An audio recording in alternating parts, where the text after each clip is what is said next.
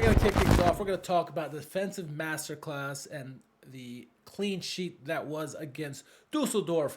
This was obviously the biggest indicator of progress for our team. After earlier defensive struggles, we delivered a rock-solid performance on the road with 22,000 away fans. My goodness, 22,000 away fans in a 51,000-seat stadium. That's nearly 50% of the stadium filled by our fans. That's unreal. Where else do you see this in the world? You don't.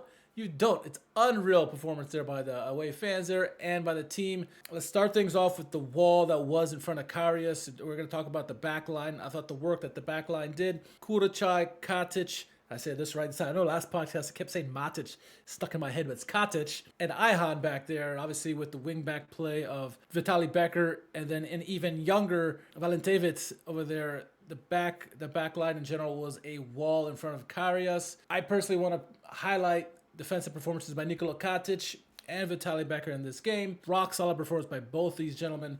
Michael says, watch Hertha lose to last place Magdeburg, feeling bullish about promotion.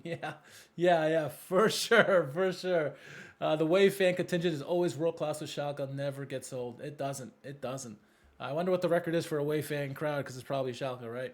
But looking at the wall that was the back line in front of Karius, I thought they did a fantastic job. I think where last week we saw Paderborn had created a lot of opportunities against us, right? They were able to exploit the wing-back play, the direct play. We kind of corrected those mistakes in this one against Düsseldorf.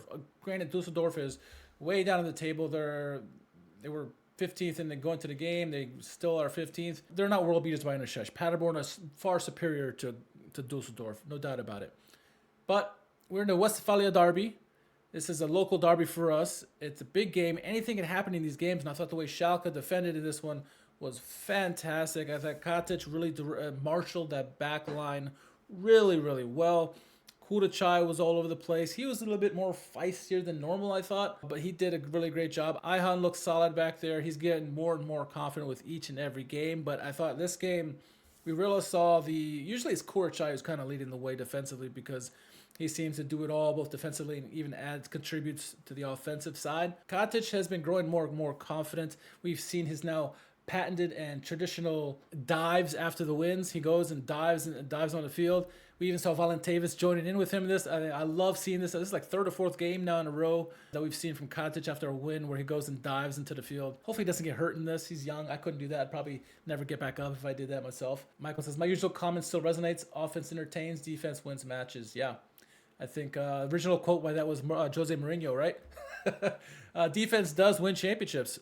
Defense wins championships. Yes, the offense was not like entertaining, but we won. We won, and we got another shutout. We have now 11 wins on the season. That's more than we did all last year. That's more victory Mondays than we had all last year. And we have 8 clean sheets now. It's unbelievable what this team is doing. Karius has done really well, but I think the defense is what really has stepped up. And like I said, Katic, I thought the way he marshaled the line.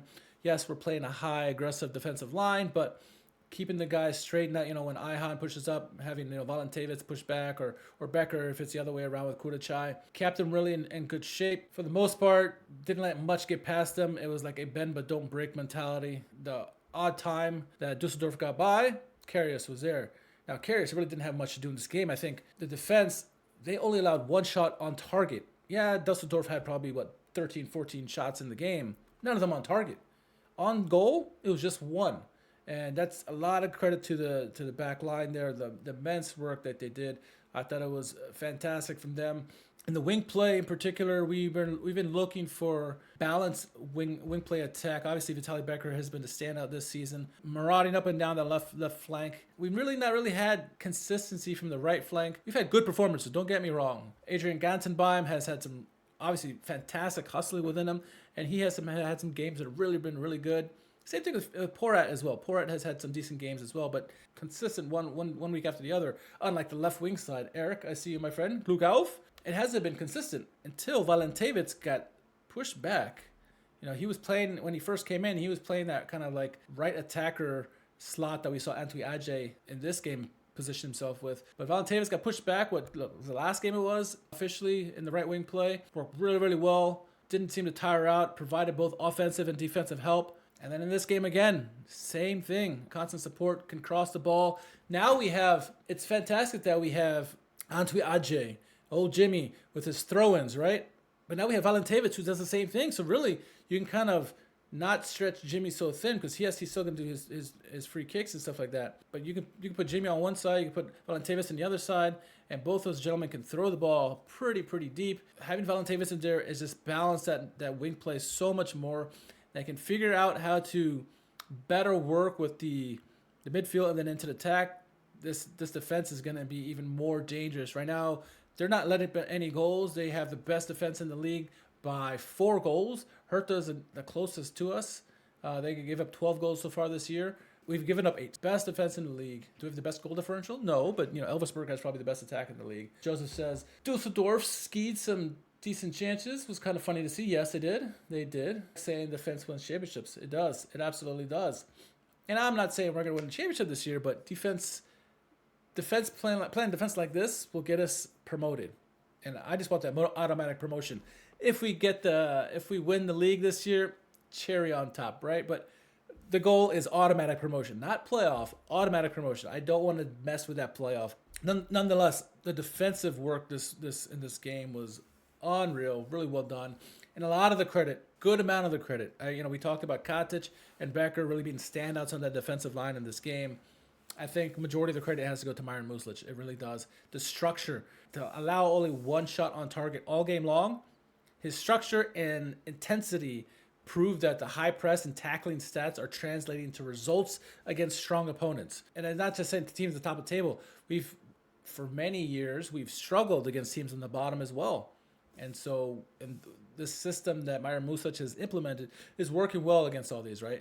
This kind of game validates his system. The ability to, and we'll get to some other talking points later, so I don't want to skeeve over this, but Muslic has adapted quite well when his team has come up against some challenges where it's not to his liking, especially defensively, but we've even seen some tweaks offensively. Myron Muslic is quickly able to adapt over as recent as the next game and make those changes. We saw in the Paderborn game, granted they're a better attack, but they really explored the wing play in that game. This game, not so much. The direct play, I thought Düsseldorf did really well to have that as their focal point and really try to go over the top and try to beat that back line.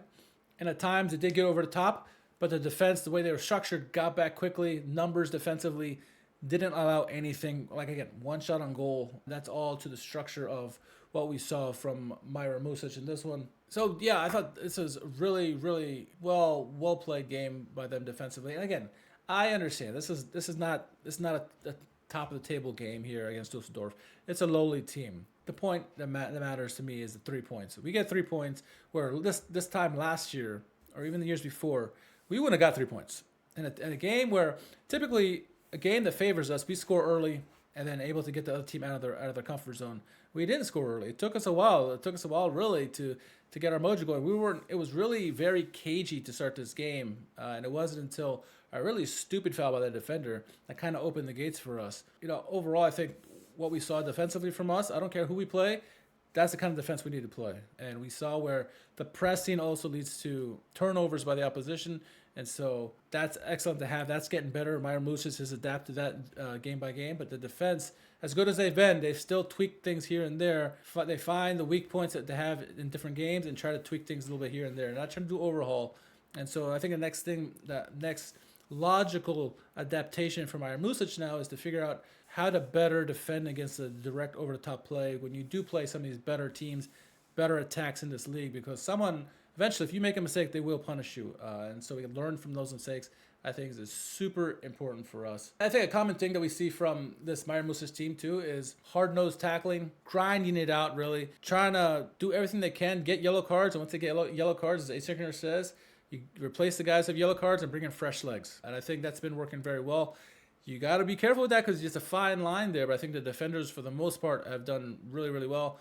A couple times this season already that Ihan's been playing, he's gotten early yellow cards, and he's composed himself enough where he didn't get that second yellow card. That can be costing the game. If you get an early yellow and get a second yellow and turn into a red like Oberhof did in this game for Düsseldorf, it could put your team in a pinch. We saw what happened to Düsseldorf when they went down to 10 men. So we have not traditionally played well when we had 10 men. So we got to be very careful with that. It's a very fine line. So, excellent point there by a synchroner.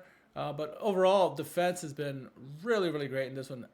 I'm happy to see. It's just I'm still in shock the defense that we're playing now compared to last year.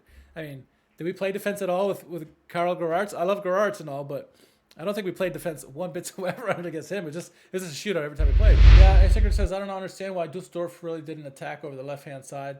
And I'm wondering, I was curious about that too, but I'm wondering if it's something that we did defensively, and I got to go back and rewatch the tapes. I'll do this before the next podcast on Wednesday, but I wonder if it's something that the way we were setting up defensively kind of forced them to the other side, and really maybe that's how we're doing so well defensively to clean up some of the weaknesses that we have, is that we're overloading one side and forcing them to go the other way, and really then we really can dictate how to defend them. So I'm curious on that. Maybe I'll have an answer by Wednesday. It's nice to be on the other end of the table now. And that's all we've been talking about for the last 10 years is we just want to be in games where we can have a chance. That's all we ask for. We're not. I remember many people saying last year, like, hell, we're not even looking for promotion. Just challenge people. Make it difficult. Make it look like a game that at least the fans would be proud of something. And we didn't have that last year. And this year we are seeing that, all the crunching tackles, Katic after every tackle, pumping up the crowd loving when Vitaly Becker goes in and gets tackles, and Fauzi running his ass off everywhere. This is what we want to see. And if you're going to score a goal, it better be a beautiful ass goal to tear us apart, because structure-wise, it's getting better and better. And we're not at our peak yet defensively, certainly not offensively. I hope not offensively. But I think we can do better in all aspects of the game. Karius too, because he hasn't been called upon much in this season, so